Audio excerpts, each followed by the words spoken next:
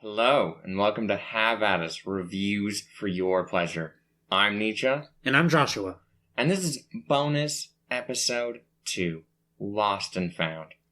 And we're going to be reviewing Uncharted, the movie that just came out on Friday. We went and saw that on Friday, just for your pleasure. We went and saw a relevant movie that's still in theater. And we're going to spoil this entire film. Just all of it. All of the kind of mediocrity and not greatness of what this film is. Mediocrity and not greatness. Mm-hmm. What a good term. That's what they put on the trailer. Yeah, probably. Yeah, it said, "Are you ready for a mediocre experience?" With Tom Holland and Mark Wahlberg. Your two favorite actors. And I said, not really, but I guess, let's do it. So you loved it. That's what I'm hearing. I did love this film. I thought the only good part about this film is Mark Wahlberg. And I don't think I've ever seen him in any other films in my life. Like, I am pretty positive that I've only seen him in, like, pictures or, like, trailers of things or, like, interviews sometimes. But I don't think I've ever seen a film with him in it. It's pretty amazing. He's a pretty big actor. He's been in a lot of stuff. I'm sure he has. But his acting was good. I liked it. That's basically the only thing I really liked about this movie. Everything else I was kind of hating on. I see. Well, personally, I went into this movie with low expectations. Like how low? Like how close to the ground was the bar? I didn't think it would be the worst movie to ever exist. And it's not. But I didn't think it would be close to good. And it's not really that either. So, you know, it basically met expectations of... I mean, mediocre is a pretty fair term. It's not awful. It's not great. It's got some pretty major problems, which I'll definitely get into. There's definitely more to it that I thought was good than I thought would be good. Specifically, I think the writing, directly in terms of some of the quips, I think are pretty good in nature of the games this is based off of. My biggest problem is the portrayal of the characters, saying them being pretty off. Now, is that like their line delivery is not good, or you are judging it by the characters from the game? Well, I think Tom Holland is a bad Nathan Drake. Now, I'm basing this on two factors. His own performance in bringing the character to life, not very good. I think he was pretty bland. Now, I expected that. He had released an article or an interview some months ago kind of discussing some of the filming of this and how he thought it was weird because he was just asked to kind of just stand around looking cool. And you can tell that there's some shots in here that are really weird. And he looks really awkward doing it. I don't think it's a good portrayal on his own. And then as for it being based on an established character in one of my favorite video game franchises, I should make that clear, is I'm coming in as a big fan of the main 4 games, at least. I've platinumed all 4 of these games. Big fan. I've played them multiple times. And so I'm, of course, going to be fairly biased. And like I said, I think the lines, some of them at least, are pretty good. But his delivery is just... it's weird. It's awkward. Sometimes it sounded really quiet and just... it felt like him wanting to be Spider-Man, but he can't be Spider-Man, so he has to not be that. And it just feels weird. So I thought the whole time that he just was like just playing Spider-Man, but as Nathan Drake. And I haven't seen the Spider-Man films with Tom Holland, or most of them at all anyway. But from like the trailers I had seen, it just felt like it was like the same accent and like the same delivery and just not great. It just felt like Tom Holland is not a versatile actor, is what it felt like. Now, I don't know. Maybe he is. I don't know what else he's done besides Spider-Man in reality. And this... I've never seen anything else he's done. I know he's done some movies, obviously, but I've never followed his career, so I don't know. But his career can't be that old, so... I mean, I think his big breakout role was Spider-Man in Civil War, which was, 2015, 16? Somewhere around there, so not that old at all. Coincidentally, about the time where the last Uncharted game came out. Mm-hmm. So maybe he could have played that. But he probably didn't. I don't know what he does with his free time. I don't really care what he does with his free time. But I agree. He was a real weak point. And because he's like the protagonist of this film. It hurts. It hurts it a lot. It wasn't doing it. You know what else really got to me? The very beginning, the very beginning was really stupid. We're going to come back to that. But when you see him as a child, I looked at this child and I was like, I don't see it. This is not you as a child. It's just not. Okay. I was bothered like the whole time they were children too. I don't disagree, but I didn't really care. I just didn't think it was that important. Well, so I was already taken out from the very beginning. Right, from the opening shot. Yeah, from the opening shot with the ring, I was like, what is happening? Maybe this is going to go somewhere? And then it didn't. And then what bothered me more is that he's not technically falling at that point, but the ring is done in a way where it looks like he's falling that whole time until we pan out, and then the ring is correctly like kind of just fluttering on him and not pushed straight up. Bothered me a lot. I was so incredibly bothered by this stupid minute detail that from the beginning I was just already thrown out. And then he apologizes to the kid that he kicks off and murders that kid. Maybe unintentionally. But he just apologized. And it just felt so out of character, right? No, I think as a line, that's a case where I feel like that is in character of Nathan Drake from the games. But that was like his first line, and his delivery made me go, oof, not good. This is going to be rough on his part. I don't necessarily think his delivery was terrible on that. I just think, why are you climbing up this thing apologizing to someone? It wasn't believable to me. Now, I haven't played these games, and that's fine, but I think most people who, are going to see this film probably haven't played the games. Yeah, I mean, they're big games, but there's a bigger movie-going audience than Uncharted video game players. Yeah, and so I'm like, it just seems weird. It was a weird place to start. He never feels that polite and apologetic anywhere else. And so from the beginning, I wasn't having it. I had already decided it was not happening. Perfect. We started off really poorly, and then we did the hard shift into them as children, and I wasn't taking it. Yeah, you could have just started the film off with them as children.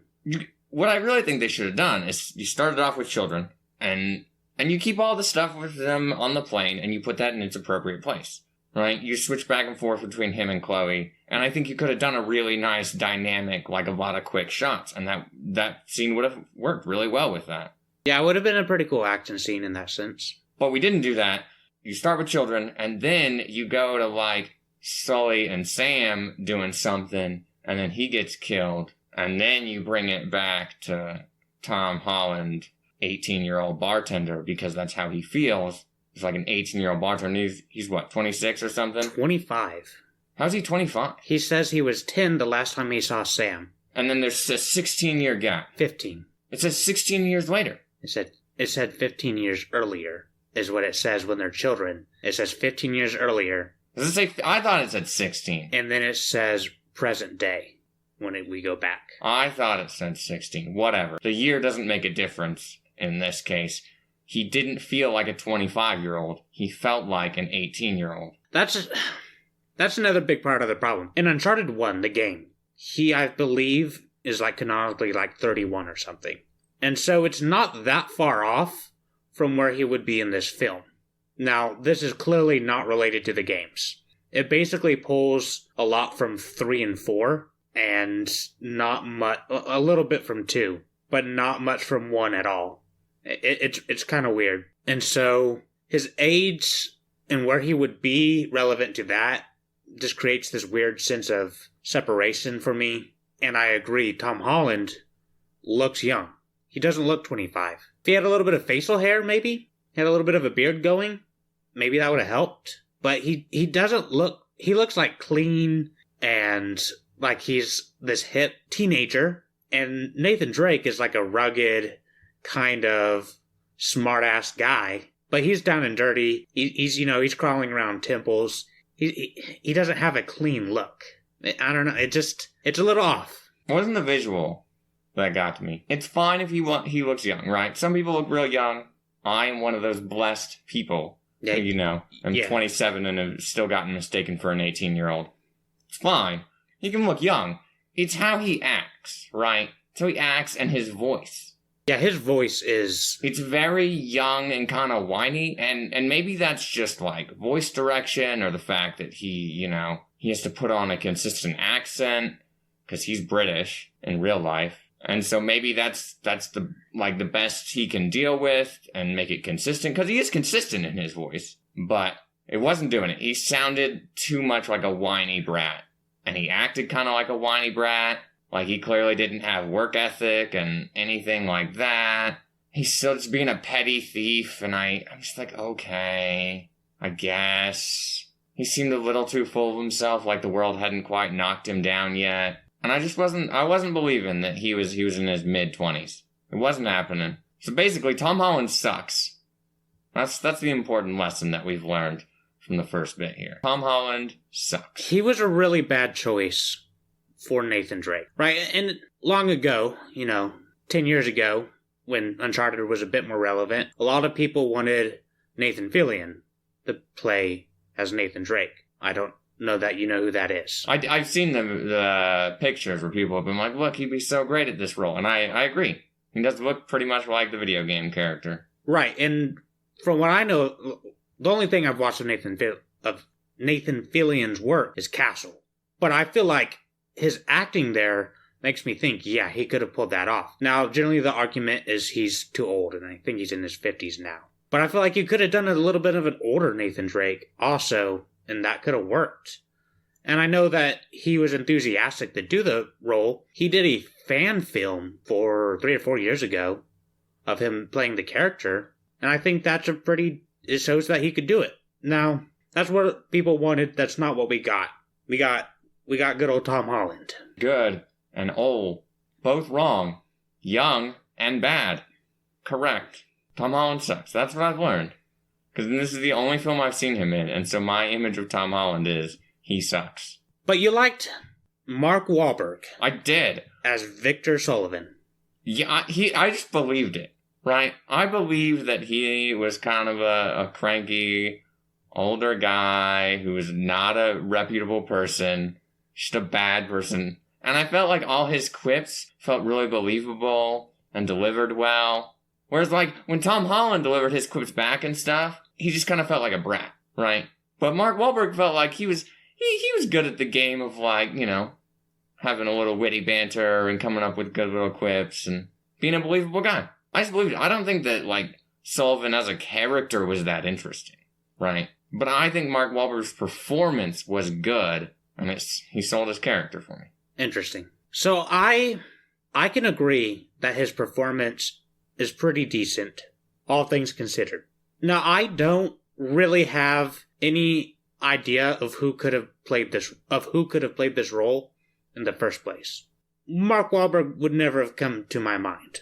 Now, I think he does an okay job in the movie. Now, as far as his character goes, I'm really disappointed there was no cigar. I really felt like that would have been a good part. Now, maybe Mark Wahlberg couldn't have pulled that off. Sully in the games is like a gray-haired older guy, and he's grumpy sometimes, but he'll have like a cigar going. It's another case with the line delivery. It's not what I would expect. But I do think it's a lot better than Tom Holland's. Mark Wahlberg at least comes in. He makes the character his own, and even though it's not what I picture, I can accept it for the most part. Clearly this is like an origin story and they're a little bit younger, but only by like 5 or 6 years compared to what we know. And so Mark Wahlberg, I think, should have been aged up a little bit. Showed a little bit more gray in the hair. And I think he should have had a mustache that was, big and bushy. But we didn't get that. I don't think he has the look to be able to pull off a mustache. That's the problem, is he doesn't have the look of Victor Sullivan. I don't know what he's supposed to look like. As someone who has no idea what he's supposed to look like, I was perfectly content. Like I said, I think he did a better job of the two main characters. His is definitely superior. I think a lot of his lines were pretty funny. Especially, my favorite was probably when they're in the chapel under, and then he's like, oh, you rotate them clockwise. And then they do that. And he's like, well, I thought you were reading. He's like, I don't even have my glasses. I can't read this shit. Just go turn it the other way. I thought that was pretty funny. Well, the best part about that is that it looks like he's reading it. Like, I believe that he's reading it. Yeah. Now, it's like in the trailer scene that, like, they turn it the wrong way or something. Oh, I hadn't even seen that. Yeah, I'd seen the trailer. So I already knew that it was wrong, but I believe that he was trying to read that. Right? And I feel like that was a good bluff. And that's what I'm saying. His acting is good. His acting made me believe in the scenes that were happening, which is important. Yeah. But then he just gets so childish and defensive about it afterwards. Where he's like, you could have killed me. You guys got to be more careful. Like, what the heck? I'm the victim. And you're like, you are the victim. Yeah. I believe you're a self-centered jerk. That's what I believe. Yeah. But Which is what you're supposed to believe. I think it worked. I think he did a good job in that.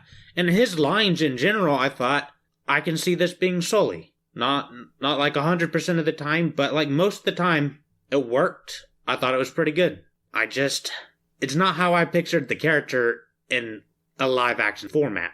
But I guess you do what you gotta do. You're working against Tom Holland, you know. I mean, he looks down on Tom Holland because Tom Holland sucks. I'm just riding the Tom Holland hate train. Well, he looks down because he's also taller. He is taller. He also is just kind of a bigger man. Yeah. Like, he seems like he naturally probably keeps, like, a pretty fit deal. And he's a pretty healthy guy. Maybe that's why he didn't get a cigar. Maybe he's just like, nope, I'm not doing no smoking scenes. I don't know. Yeah, he's funny. His quips to Tom Holland are good. Like, he feels like he is kind of just being a jerk because Tom Holland's a brat. Yeah. Like, but I feel like Tom Holland shouldn't have been a brat. Yeah, that's my deal. Like, I don't know. He doesn't have the charisma of Nathan Drake, who, even if he was sometimes a bit of a jackass or being a smartass, and he could even whine a little bit, you know, whatever, he had the charisma to back it up. And Tom Holland does not have that. Tom Holland sounds like an 18-year-old brat who's a little fed up with the world because it didn't give him what he wanted in life. And Nathan Drake, you know, is a character that's supposed to, greatness from small beginnings. That's fine. But he's made the most out of it, and he's got a solid foundation and a good head on his shoulders to get through. It's just not believable. I just don't feel like Tom Holland ever, like, makes anything work, right? He screws up the stealing the cross scene. Yeah. Right? Majorly. Like, just so bad. And then, like, he screws up the chase scene with Chloe. Like, and I just think, like, what have you done right? Like, yeah, you make some right calls on, like, some of these things sometimes, but, like, I don't know, buddy. Like, you got a little more cunning at the end and you left her the wrong coordinates. That was my favorite scene with him. I was really curious how that was going to play off, because they do the whole she betrays him thing, but he saved her life, and then she helps him. There's this whole thing going on, and I was like, okay, are we doing the standard movie thing? All's forgiven. We're moving on. But I like that he gave her, like, that second chance moment, and she took the coordinates he left, and he's like, well, those weren't it. Sucks to be you. And then he moves on. And I liked that. I thought that was clever and actually something that I could believe of these characters. Like, okay, yeah, I like this. His delivery in that scene where he wakes up and realizes she's taken the coordinates is good and funny, right? He pulls it out of the bottle and he's like, sucks to be you. You're heading in the wrong direction. That was believable. Because I'd already just decided he was an 18-year-old kid, and that's what an 18-year-old kid would do. Yeah, no, I think that was a good scene. Now, the scene with him using the candle to light the postcards to see the, hidden message. As soon as, at the very beginning of the movie, when we're in the orphanage, and he does that trick, I'm like, well, that's going to be used 100% again in this movie. And then he's using the lighter through the movie. I figured he'd use it there again. But they pull out a candle. But either way, I'm like, okay, well, saw that coming. There's a lot of moments in this movie where I'm like, okay, this is going to happen. Oh, look. That was hard. It felt very formulaic. It felt like a movie adaptation of a video game. I mean, it just felt like a standard action movie. It didn't feel like it was trying to reinvent the wheel. Didn't feel like it was trying to do anything special. It was just like, here's some cool actors. Maybe Chloe's a cool actress. I don't know who she is, though. Sophia Ali. I've never heard of this woman, which doesn't mean anything. Yeah, no, I had never seen her in anything else. I actually think her job as Chloe Fraser is alright. You know what bothered me? her accent. I didn't like it. I didn't like that she had an accent. I didn't feel like her accent or voicing was bad. I just didn't think she needed an accent. I saw her and I thought she's gonna speak normal, like normal American English. Not true. Not true. And then it bothered me. Why would that bother you? Because it subverted my expectations. Okay, I mean... I was already, like, checked out by the time we got to her. It does take a little while to get there. I was already just like, okay, great. Uh-huh. And then I was already checked out, and then she subverted my expectations, and it kind of bothered me, like, a small amount for the rest of the movie. She was a jerk. She's definitely a bit of a jerk. No doubting that. But I think that's part of why I think she does a good job. I think her representation of the character is pretty decent. I don't know. Yeah, I feel like her acting was fine. It wasn't bad. I didn't feel like she, like, sold this role to me. But I also didn't feel like she was bad either. It was just kind of mediocre. It was there. Probably helps that she was acting against somebody who I wasn't feeling. I guess. I don't know. She just seemed kind of there. That's what she was. She was there. She filled the role. That hole was covered. We're done. And then, what do you get? You get the Mikado people? Yes, Santiago Mikado. I feel like, I don't know who that is. Antonio Banderas. Am I supposed to know who that is? I am not surprised you don't know who it is, but at the same time, he's a pretty famous guy. Mm-hmm. I mean, his portrayal of that was good. Yeah, I mean, he's a good actor. So, I don't feel like the villain side of things was good in this film, because you already have internal conflict with your three main people, so I didn't need external conflict to try and drive things forward in a fashion. It seemed entirely unnecessary. It's interesting because, in a way, I feel like they're decent Uncharted villains, because I don't think the villains of those games were ever their strong point. They range from bad to okay, with maybe one that I thought was good, and two. But in general, they're a weaker part of the games. And I think Antonio Banderas comes in, he gives a solid performance. I don't feel like he was super, like he's villainous, but I didn't see him do a lot that made me think, oh wow, this guy's truly a bad guy. He has father killed. Yeah, but, that's bad. He commits patricide. But other than that, he just orders his henchmen, mainly Joe Braddock, I guess her name was. I actually couldn't tell what her name was. I missed it. Braddock, every time. That's what they said. I don't think they used the word Joe. Yeah, so I missed it, but played by Tati Gabrielle, I think is how it's said. I don't really know. She's another actress I don't recognize. And so you see her a lot more. And it turns out, she murks him, so... Which wasn't that surprising, because he started, dissing on her, and she's like, nah. She failed. Repeatedly. She did fail. Don't be a failure. She sucked it up. You know what she fails at? Just her aesthetics. I hated it. I didn't like the hair. Well, I didn't like any of it. It was all just kind of weird looking, but then the hair's the worst part. It's this weird silver, not greatness. I don't know what was happening. Like, if you're gonna be, doing bad things, wouldn't you want to look a little more, or a little less conspicuous? A little less, it was the woman with the silver hair. Yeah, the tattoos and the weird dress. Yeah, her. I mean, maybe if we're in the anime world, there's, 6 of those people, but we're not. Yeah, she looked conspicuous. Yeah, she looks bad, and I feel like maybe that was their goal, just to make someone who looks bad, and it would help her image and help her to feel like a villain. But it didn't. It just made me think, wow, your makeup department and stylization, poor. Yeah. All bad. Yeah, and it's like Antonio Banderas, right? Santiago. He looks just like a guy. An average guy. Probably wealthy. Well-to-do. But he can blend in. But yeah, I agree. It was a weird choice. And then her henchman, the Scottish guy. Yeah, the Scottish guy. Were you able to follow that? No, because the Scottish people need to just own up that you're not understandable when you try to speak any form of English. You can't be understood, so stop trying. Just don't do it. Just say, we're above sounding like morons. We are going to not choose to try and speak English. I actually feel like I understood most of what he said. No. I felt that joke was good because I have a deep-seated hatred for the fact that I can never understand anything the Scottish people are trying to say in English. It never works. Oh, I don't know. I don't think it's worst. It's the worst accent when it comes to English. It's terrible. They can't say anything right, and then their slang is all weird and stupid, and you're just like, I don't even try. Generally, at this point. Well, if you're Scottish and listening to this, Nietzsche hates you. That's not what I said. I said they need to own up to their bad English skills. I'm just saying that their whole country sucks at one thing.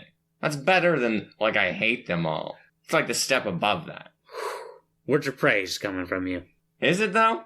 Anyway, yeah, the villains, they were serviceable. They served the plot for the most part. They weren't that interesting. I agree. The charades of the group you were following were more entertaining than the villains. Well, you said, like, 2 conflicts running. Yeah. And one of them felt unnecessary with the, external people. Braddock and, Antonio Banderas over there. Whatever. But that wasn't great. They were there because we needed the airplane scene.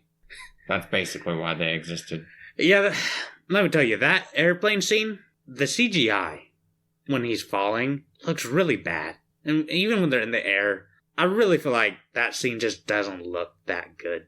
It looks fake. It feels fake. It's really unbelievable. And then somehow it's not even the most unbelievable part of the movie. So, that's an achievement. But it's a scene where it's a pretty iconic scene in the video game, in Uncharted 3. Really well known. It's a really cool scene in the game. And it feels really intense. Because you have control of the character, Nathan Drake. And you've fallen out. And you're climbing back up. You're getting shot at. It's a whole thing. It's a really cool scene. But in the movie, it felt really quick and it wasn't exciting. It didn't have the pull of the game. And I just feel like I feel like that could have been an action scene that you ended the movie on. But it felt like you wanted to go higher, so you set this lower piece. It was weird. I feel like the real problem is just the pacing, right? We started there with him. Oh, God, yeah.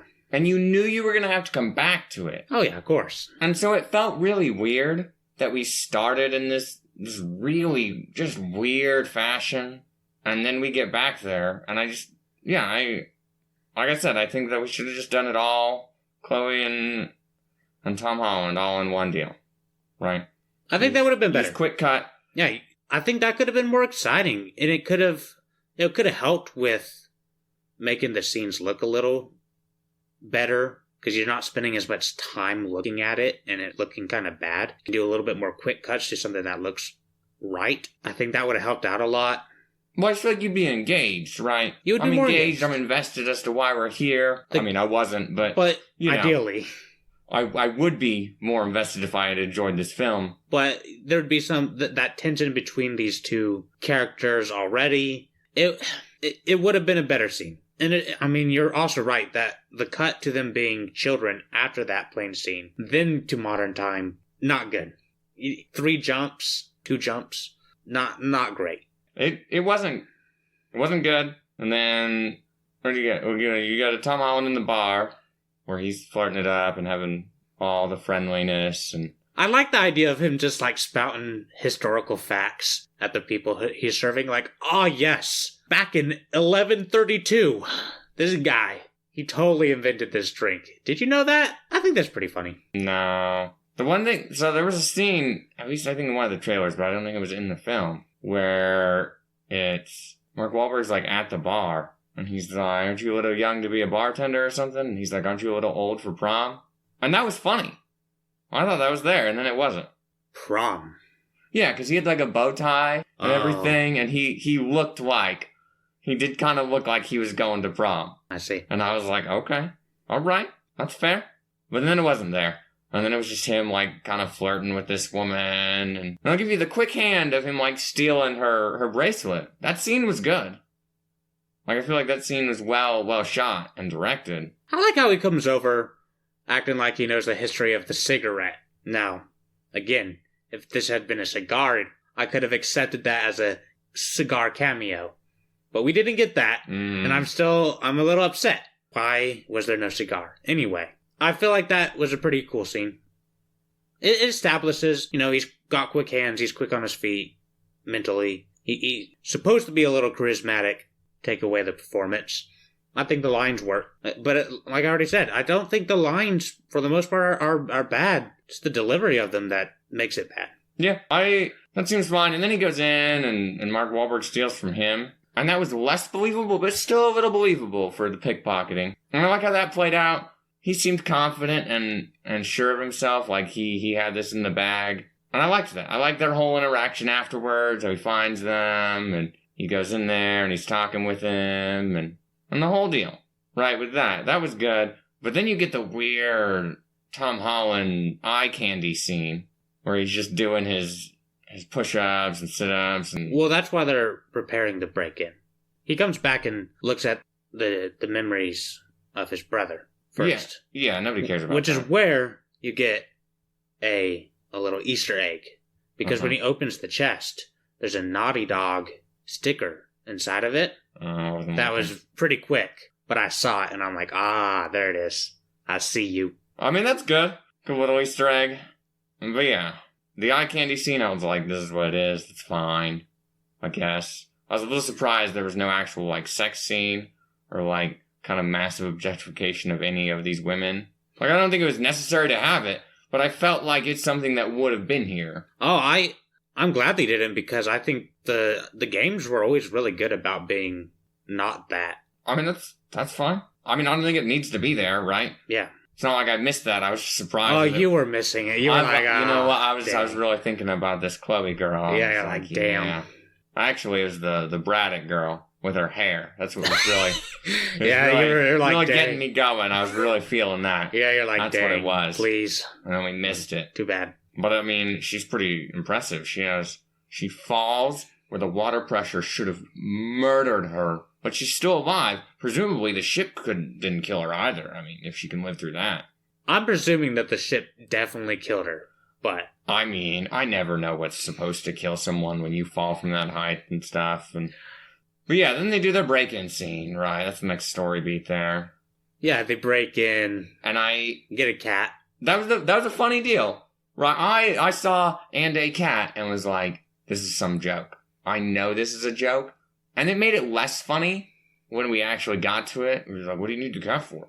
And he's like, for you. I was like, okay.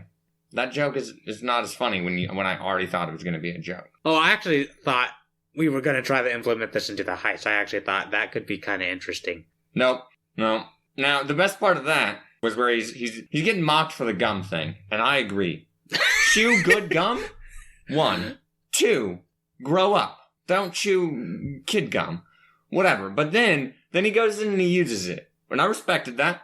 Yeah. I respected that it served a purpose. Because he chewed it for a long time. Yeah. But that's about it. That's about the only time. But he's still getting mocked for it with the martini thing, too. Yeah, put it in the martini and you'll have bubblegum flavor. Yeah, bubblegum martini. And that's partially, like, those kind of lines really make it feel like Tom Holland's 18 and not in his mid-20s, right? Because those lines are clearly like, what are you, 4? Like, what kind of flavor do children get for their toothpaste? Bubblegum flavor. Like, what's a children's ice cream flavor? Cotton candy. Bubblegum cotton candy. Unicorn cotton candy. Yeah, whatever. My favorite. Whatever. And so it's just a very childish thing, at least by, like, American standards, right? Like, those are children flavors. Is gum popular in other parts of the world? I don't know. Are the people in the UK chewing gum? I have no idea. If you're from the UK, you tell us. But every other country, especially the Scottish people, I do not care if you chew gum. I care. Sucks, doesn't it? Because I already overruled that. Oh, how sad. You can DM me. Wow. Just undercutting my authority. But yeah, that whole scene was kind of interesting. I feel like Mark Wahlberg had that nicely planned out. Like, I feel like that was good. Where he, like, changed it. He has the reverse deal and he flips it. I was like, oh, well, that's pretty good. Like, I didn't know how you were going to get away with that, but I really like that. And then it pays off when she corners him and then the people come in and... I like that scene. I thought that was funny. Yeah, put the case down. Step away from the case. Like, come on. Now, she looks like she makes short work of them, so I don't know how he really got away. Like, it seems like she could have made it out there. He sprinted. But I also was confused as to how Tom Holland got there. I really wanted a little bit more than, like, he backs himself up to the door and runs out. Yeah, that was a little underwhelming. And then he's just in the car. Again, this is just turning into Tom Holland sucks. I called it from the beginning. That's all this episode is. This episode really should have been called Tom Holland Sucks. Would have been more apt. Because that's all we're doing, just ragging on Tom Holland. Yeah. But yeah, then they get in the car together and they're doing their thing. And then they leave, right? And they go off to Barcelona. Yeah, and doing... I don't even know what they're doing. They have to meet up with Chloe to get the other key. Oh, yeah. They meet up with Chloe. And that's yeah. That pickpocket scene, though. Unbelievable. She doesn't stand anywhere near him. Ever. Yeah. The whole scene. Yep. If there had been like a, I guess I'll be less suspicious, and she like gave him a hug or something. Yeah. And then it was gone. Okay. Still a little unbelievable. But you made contact. I can at least believe that. Yeah, she's like standing away because she's all suspicious anyway.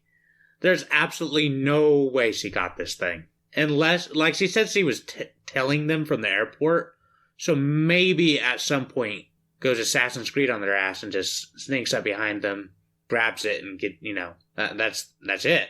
But I don't believe that. Then I needed that scene if that's what happened, right? I think it's implied, right, that she grabs it there, and it's like, that's not happening. No way. And then she, runs off. Nathan's catching, he's gaining it, then he just, flubs it there at the end, falls into the water. Now, her shoes did not look like running shoes, one. Oh, I didn't even pay attention. Oh, man, it matters a lot to me when we're in chase scenes. I gotta look at people's shoes. And her shoes were not built for running very well. And it bothered me a lot. But the positive on that scene is when they jump down and they slide down the roof, the tile sounds really good.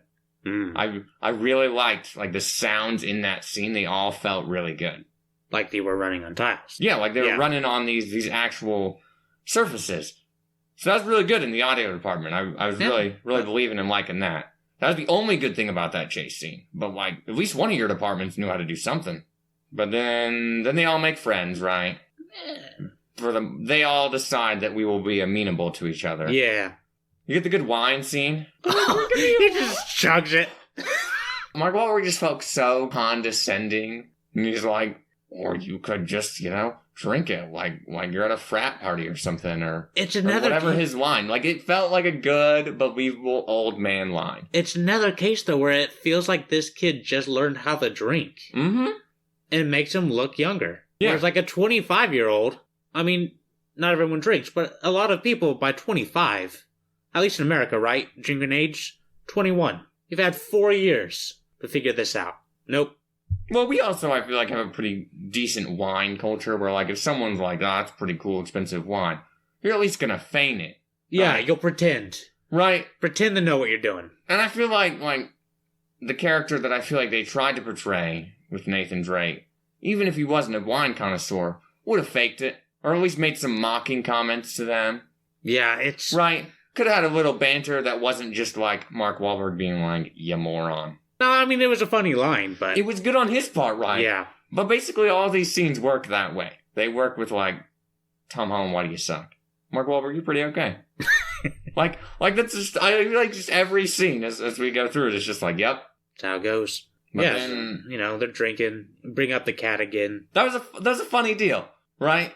He's like, I haven't heard anything. And I just felt like something where, he just got woken up and he would have that moment of not clarity where he, says something that's a little bit out of character. And I believed it. My problem with it, I didn't have a good sense of how long it's been.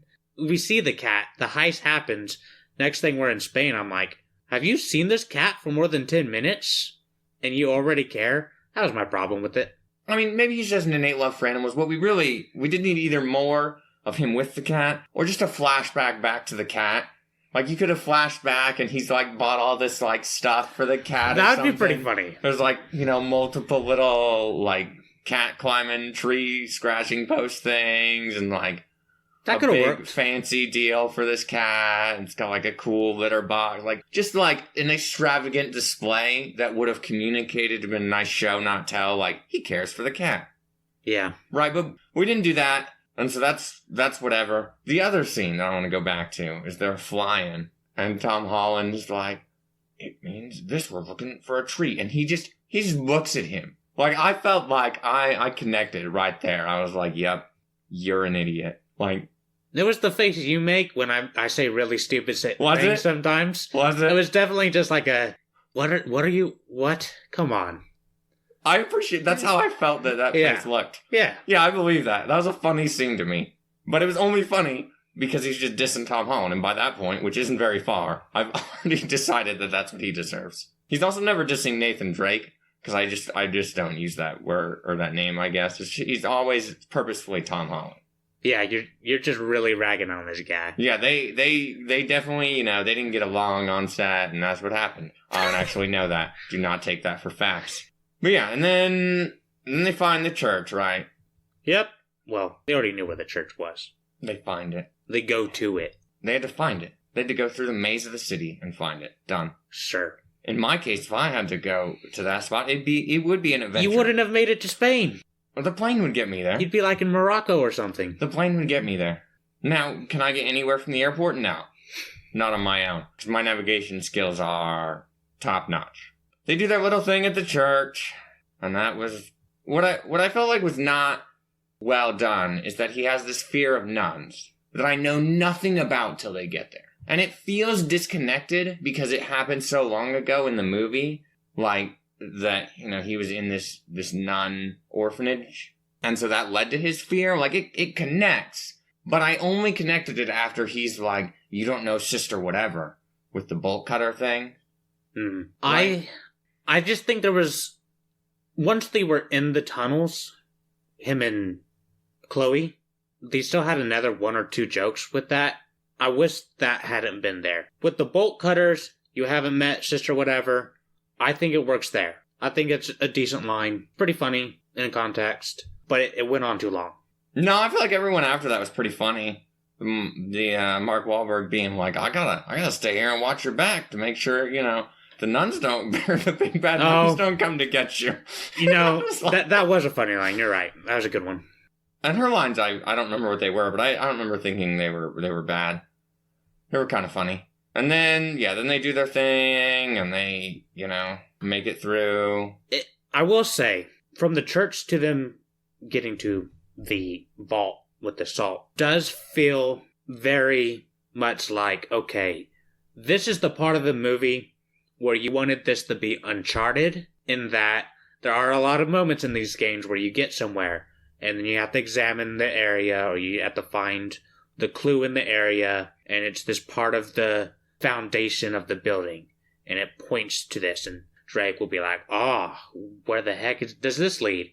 And then leads to this other thing, and then you have to do this other thing, and then now we have to do something else, and it leads here, and now you do something else. It felt like they were taking that and were inspired by it and put it into the movie. So I appreciate that they did that, because while I think it makes for a kind of an awkward scene in the movie, because it feels disconnected from how the events had taken place. Like, the heist scene feels like a movie heist scene. Mm-hmm. This feels like a video game movie scene. And then after this, it feels like a movie again. I don't know that the airplane scene really feels like that, but more so than this. So it feels a little disconnected, but I appreciate it's there because it feels like you're taking from its source. Now, when they say, okay, that on the floor tile, and it points to the door that they go to. In the game, there would have been a grate that they couldn't get over, like a cage or something, right? And it'd be like, oh crap, now I gotta figure out how to jump over this. And then you'd do a climbing section for 5 minutes, probably, right? So, and obviously that would take it out. It's a cool call to the game. My problem really was when we came out into the club. Oh, yeah. It was weird. It was just this weird section, and then I didn't really like the action in that sequence. Like, I like his sleight of hand and him trying to create a distraction. That worked. But then he, does the fire blow thing, and I'm like, please stop. Please, that is fake. That doesn't work in real life. And it looked fake. Does it not work in real life? I have no idea. No, unless it was, moonshine or something, but you don't have enough alcohol content in that for it to burn on an instant like that. It'd have to be more concentrated. I see. That's I don't know what he was using. Oh, didn't he say what he was serving to that woman? Like a gin and tonic or something? she wanted a gin and tonic, didn't she? Oh, yeah, I don't know. I think he was like, this for sure isn't a gin and tonic, but it's on the house. Oh, okay, yeah. If Tom Holland was just a bartender, Tom Holland could just be a bartender in a movie. I'd believe that. 100%. That's your next role, Tom Holland. Bartender. You could make like a whole movie about like a bartender and like what's happening at the bar and his relationship. I feel like that's an anime. Pretty sure there is one like that. Well, there's Death Parade, right? Where he's a bartender, like in the afterlife kind of weirdness. We're gonna spoil some of this right now, so just so you're aware. And he like, you know, walks them through games and stuff, and how they react is how they get to choose their destiny of, you know, getting reincarnated or being dead for forever. It's a really nice premise because it's really dark. It falls a little bit apart in its story that it tries to create, but overall it's pretty decent. But yeah, he could pull something like that off. Not in that atmosphere, but something in that vein that is supposed to be funny. Right. Because that is supposed to be dark, and it is dark. Yeah. There's a lot of really crazy things that happen in that. And people do some really awful things to each other. That's what his next role is. Anime bartender. He could dub that. Perfect. I believe that. There we go. Figuring out someone else's career for them. We're consultants now. Celebrity consultants on top. Perfect. Looking pretty good. I'm gonna quit my job tomorrow. Yeah, the club scene thing, that was all weird, and then they get in there and they do that, and then she almost dies. Now, her betrayal there made it worse, because they're all giving Sully crap of like, well, you just don't trust people, blah, blah, blah. And then he trusts them, right? Yeah. He extends a large measure of trust to them. And then she's just like, screw you. Like, you were going to betray us anyway. And I'm like, you have no relevance for that right now. Maybe you do from way back, but I don't know that. We didn't really build that. Sullivan doesn't seem like he's like the worst character in the world. He seems like not a great guy. Like, he will screw me over, for sure. But I don't feel like he's always going to screw me over. I see what you're saying. Her betrayal, I mean, I feel like it's pretty obvious that it's going to come. I agree. And so it's not like it's surprising. Now, the one thing I liked about the scene where he, like, saves her and brings her up is I liked his line. It was like, you had it. I thought that was kind of funny. It was a little mocking, but I liked it. No. That's about the only thing I liked about it. I don't really... So, when he brings her up, right, he just brings her up to the hole, and then he holds her there, and then she, like, starts spitting up the water after a little while. Yeah. How believable is that? I don't know. It depends on how much water was in her lungs and how long it had been in there. But if she had passed out, there probably would have been a large amount of water in her lungs, and he would have needed to pull her up and perform CPR. Yeah, that's where I thought that scene was going. Now, Same. it probably doesn't help that I just took a CPR first aid class like a month ago. Yeah. But yeah, I thought, okay, CPR. But then he just holds her, and then she starts spitting it up, and I'm like, I don't know about that. it is possible, but it seems unlikely because we would have pushed the water back down too because we're holding her vertical. Right. Yeah, it's a weird shot. Yeah. It would have been more impressive for him to have pulled her up there and stuff. No, that would have been difficult. Yeah. Oh, 100%. Pulling yourself and another person up after being that exhausted. But it's a movie and I would have forgiven that. Yeah, it would have been better, but, Even if he didn't perform CPR, if he just pushed on her diaphragm or something and tried to get her to spit the water up. Yeah. What could have been? Could have changed the whole movie. Probably wouldn't have. Would have made that scene slightly better. But that scene wasn't that great to start with. Yeah, so we find the salt in a map inside of it. So I guess the idea is that the salt kept the map pristine for however many hundreds of years. Well, it was wrapped in leather, and so it wouldn't have had any air effect on it, is basically what that really did, because the salt wouldn't have tasted like salt anymore. It looked really fresh. It's rock salt. Yeah. It's really coarse salt, which is believable. Back then, coarse salt would have been how you had salt. Yeah. Right? Now, when they got to that chamber, I was 100% like, this is not the treasure. Nobody believed it was the treasure. Yeah. I don't know why the jar suddenly fell apart, though. Yeah, she touched it, and then all blew up. Four of them. All four of them blew up. Okay. A little weird. But I assume these pots are hundreds of years old. So I understand that they're probably pretty brittle, but it's a weird moment. I don't really know how Sully got down there after she knocks him out, but he does. And then you have this weird confrontation about his brother. Like, it's a pretty important aspect of the story of Sam, Nathan's brother, but I don't think they handle it really well at all. That's what I'm saying. You needed a scene with him dying before we got to present day. Yeah. Right? You needed that scene, and then we never talk about it. We get to him, Mark Wahlberg, lying to him about his brother, and then we all know that's a lie. Yeah. And so we know he's being deceived. It sets the floor for, this is not a good guy, because he's not. And then when she brings it up, then it would feel impactful, right? Because you knew he was going to have it dropped on him at some point, and then he just fails hardcore, and then he gets knocked out. Yeah, I don't know if it has to be that exactly, but something like that could definitely have helped this movie. Yeah, it's a missed opportunity. Right. Now, I guess the reason why they, don't show him dead is because he's not dead, but... Right, well... Which was... I also was like, oh, look, another thing you pulled from a game. Good job. I don't know. I thought that was really, really stupid, though. This kid, just let him die. That makes it seem like you want to try and do another film, and you don't. I'm just telling you right now. You don't want to do another film. I don't know if they will, obviously. But I think I read today that the movie's projected to do pretty okay for a debut. I don't know. I mean, we contributed to that, sadly. That's okay. But I guess getting back on the story train, or boat. It's actually a plane. Yeah, they get on the plane after all of that goes down, and that scene sucks for the most part. I do appreciate that when Chloe's shooting all these people and people are shooting back to her, they all double tap, right? They all fire twice, which is like the standard rule from my understanding of, if you're going to fire at someone and you intend to kill them, you fire twice. Firing twice. They mentioned counting the bullets, which is pretty cool. It shows a technical skill. Yeah, that detail of it was good. But other than that, no. Because then Tom Holland jumps after her and catches her hand in the middle of the air, and I went, no. You broke her entire arm off. You just ripped it out of its socket. And now you're hurtling down to death with this woman's arm in your hand. She's in a car.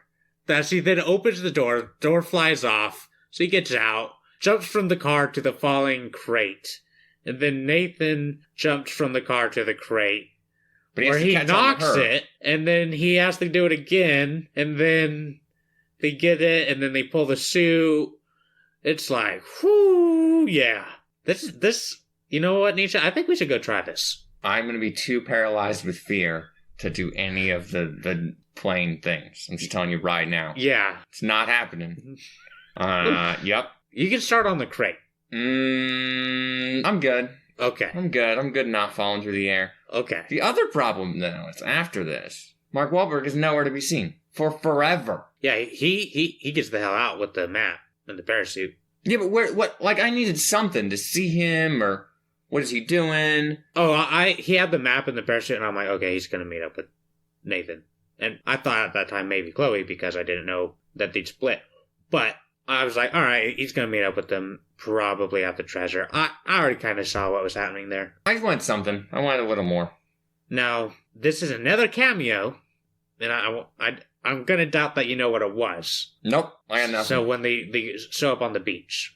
Oh, the weird kid? The guy that's talking to them. Yeah, who's that? Nolan North, who voices Nathan Drake in the games. Mm-hmm. How exciting. There's a flag waving motion happening in my world, hurrah. Yeah. And your hair's kind of down over your glasses and your eye. You look kind of like an emo kid. My hair's barely dried, so yeah. But anyway, how I look at the moment is entirely irrelevant. They end up on the beach. I guess you get your cool cameo of Nolan North. Yeah. Woo. No, he's not doing the Nathan Drake voice, which I was a little disappointed with. I saw him. I thought it was a really weird set of lines. I was like, this is weird. I feel like now that I understand that he is the voice of Drake, Nathan Drake, in the games, those lines make better sense. Oh, I understood them. Oh, I didn't. I saw him and I'm like, oh, I didn't. It makes sense that he would be a cameo in the movie. I just wasn't really thinking about it. But I saw him and I'm like, oh, I know who that is. And so the lines made sense. They just felt really like nobody would actually say this to two people who just washed up on the beach. Also, where did the crate go? I don't really know. They swam away from it. They saw land and they left it and swam away. Yeah. I don't know. That's what my assumption was. It was just kind of weird. And then, yeah, I don't know. The lines were kind of weird, but it's cool that he was there. Yeah, and then you find out he stole Sullivan's card. Yeah.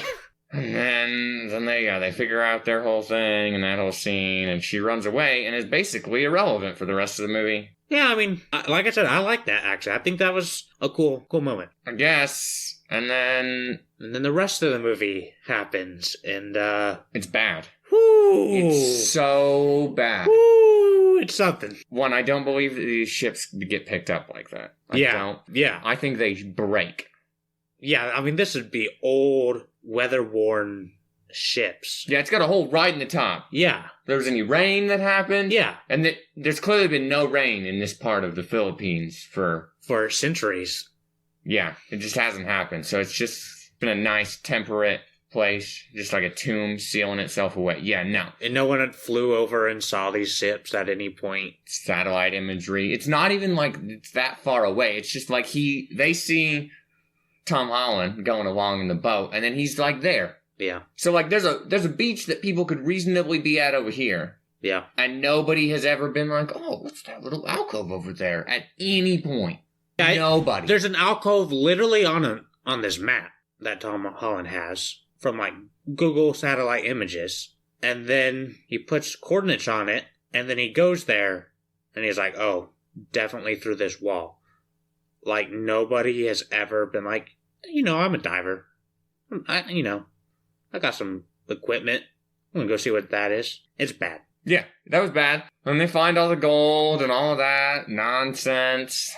And then they're sitting there doing their thing. And the rest of that's not very good. Like, and then you just ruin the ships. Braddock just like blows a hole into this wall, I guess. Massive hole. Though. With what equipment? I don't know. There's no rubble either. Yeah, it just kind of happens. It's like, oh, okay, you're here now. The boss has spawned, and then she comes in, and her face there, the actress, it was a weird face. Like, I don't believe you've just discovered this. You just look like you're confused. It was very weird. But, they hide. Well, Sully shows up, right? They hide. And then they're picked up by some helicopters. I don't know what kind of helicopter this is called, right? Because it's no idea. It looks like it carries cargo on the regular. But just picks these things up, and then we go on a merry chase. But I don't even think there was a strap in the middle. I think there was just a strap on the ends that were attached to the chains that went up. My care was not high to examine the probability. I was like, these things, the likelihood that they snap is in the center. The boats? Yeah. Yeah. So you definitely don't do that. But anyway, that's pretty bad, and I wasn't really engaged in any of that. It was also getting late in my world, and I was just ready to go to bed. On top of this movie wasn't very interesting. Yeah, now, this was the one time, like, this set of sandwiches is the one time in the film where I, was like, oh, I can hear the Uncharted theme in this. Was that when they were on the boat? Yeah, it's when Drake gets the, the holster vest. I don't know what those are actually called. Mm-hmm.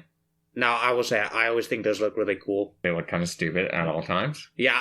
Ever since, the Brendan Fraser Mummy movie. Brendan Fraser? Whatever. I think it's Brendan Fraser. The Mummy movie. I always thought, those are pretty cool. Lies? And so... Lies. It's his look from the games, so that's fine. And then you hear the music, and that's cool, but it was just such an outrageous scene. Like, these games are pretty unbelievable in a lot of the stunts, right? I get it. But this was just stupid. Like, come on. These 100-year-old ships just flying around. We hit a rock at one point on one of them, and it's mostly fine. She also said, the Braddock said to them, put a hole in the ship and I put a hole in you. And then we're just shooting things through this. Like, okay. The grappling hook thing. Yeah, I was like, perfect. And it was so weird. There's literally a scene where Sully grabs a rope, swings around the ship that's flying in the air from a helicopter. It's just like, what is happening here? Oh my god. It's outrageous. It's pretty bad. Now, the cannonball thing was also ridiculous. Where he shoots the cannonball and it hits perfectly, and I go, I don't know. Like, cannonballs are heavy and big. And I mean, it was close. Pretty close. But I just go, I don't know, a modern helicopter, like potentially like military grade helicopter. I don't know. Oh, I mean, it hits what the wings. It's hard to tell. It looks like an engine and sets something on fire. Yeah, and so it's like that's not the worst part of the sequence to me. Like, all right, that guy definitely got killed. He is definitely dead. That's what I thought, because I agree that there were some times where I'm like, is this person dead? I don't know. But that guy is definitely dead. Mm-hmm. But yeah.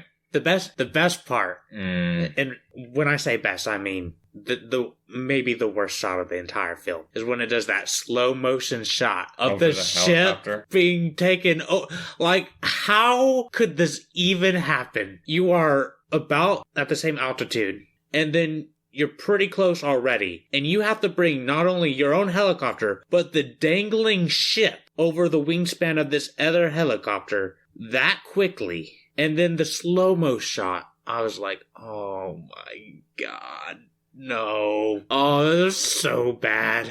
That was bad. That might actually be my least favorite, couple seconds of the entire film. It was more than a couple seconds, one. Two, it was not good, but none of that whole thing was good. and then, it ends with Tom Holland climbing up is that the mast? I don't think it's, the mast is the center part, right? Oh. What is the... I don't know. He's climbing up the front part of the ship. Oh, but I thought it was the mast that had, tipped over.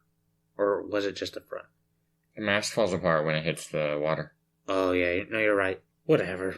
He gets up there, and then it comes down to a choice between Sully and the gold, and it's like, all right, well, you're clearly going to choose the kid. Great. You do that. This girl, she just got dead, maybe. Problem. She's definitely dead. You just had a ship dropped on your head. She just got hit with a bunch of gold. Fell into the water. Yeah. Where she should be dead now. But she's still alive. So I think she can take a ship to the head. Sure, why not, right? I'm going to assume she's dead. And then we fly off. With, I think the end, he pulls out the gold, then the gum. I thought that was kind of funny. I thought that was alright. It was fine. But then they see Chloe. And I was like, oh, maybe they'll be nice. Nope. No, we're doing nothing with her. Yeah, it just felt like she was irrelevant. Like, it just kind of felt like she didn't ever need to be there then, if we weren't going to conclude or do anything with her. Oh, I like it just because it feels like a setup for something in the future, and it makes sense. And I like the idea that it's just these two guys that are kind of becoming friends, and they're like, this is our goal. We're getting out of here. Screw her. I like it. I actually think the last, 2 minutes of the film, maybe, were pretty good. No, they were bad. Along with the very end scene thing. With them in the prison and Sam being alive. I saw the prison and I'm like, yep, okay. Oh, I didn't call it. I was just like, can we be done? No? Okay, what stupid thing do you have now? Oh, that is really stupid. Great. Credits rolled. And then we left. Didn't stick around for any after credit scene if there was one. Because this movie sucks. Anything else you need to talk about with this film?